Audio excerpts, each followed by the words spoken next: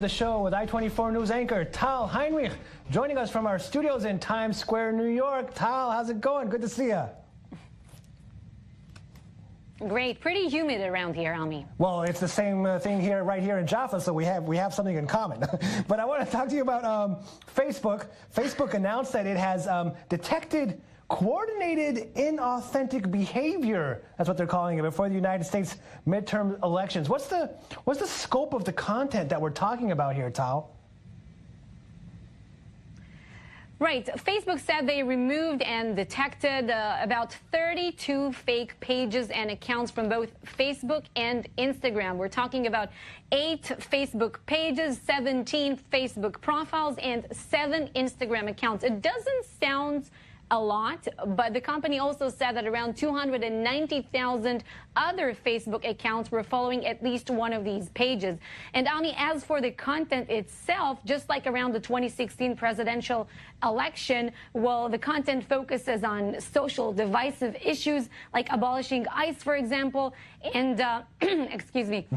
And like an attempt to organize an event under the title Unite the Right rally in Washington, D.C. Of course, Facebook removed this event. It never happened. There were some other events that already passed, and Facebook didn't know to say if they happened in reality and if people actually attended them or not. But it's not a lot of content. Facebook also published certain examples of such fake content of this kind. We can see these examples. They came from pages with very weird names like Atzlan Warriors, Black Elevation, Mindful Being, Resistors. These are the most followed fake Facebook pages, Ami. Interesting. And it seems that the roles have been reversed. Politicians used to come to Facebook and ask, what's going on? And now Facebook is coming to politicians and informing them what's going on. What do you think about this role reversal, Tal?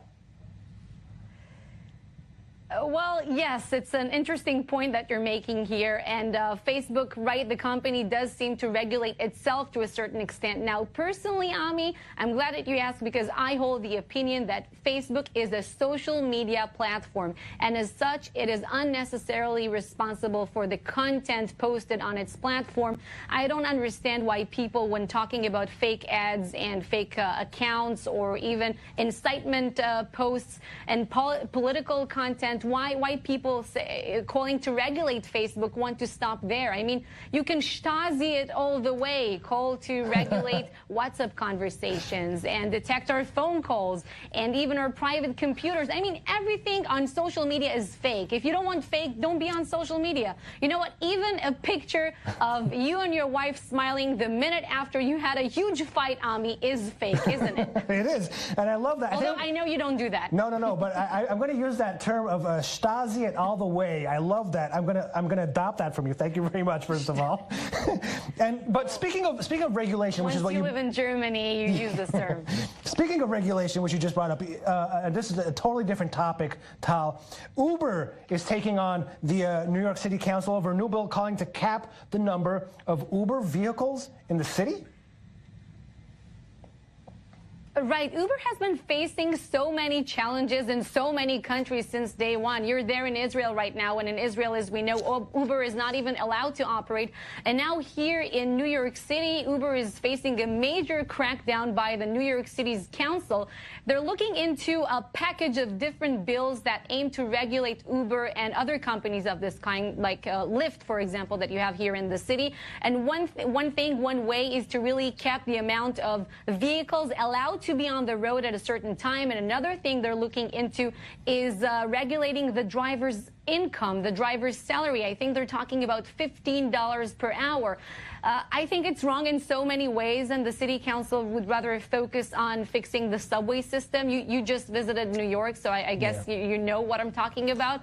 And just, to intervene in private deals between me and the driver out of free will, it's just wrong. I agree. I think that the New York City Council might be Stasiing it all the way. But let's finish with 3D guns, another controversy in the U.S. Right now. A federal judge has blocked the release of plans for 3D printed guns. What does that mean?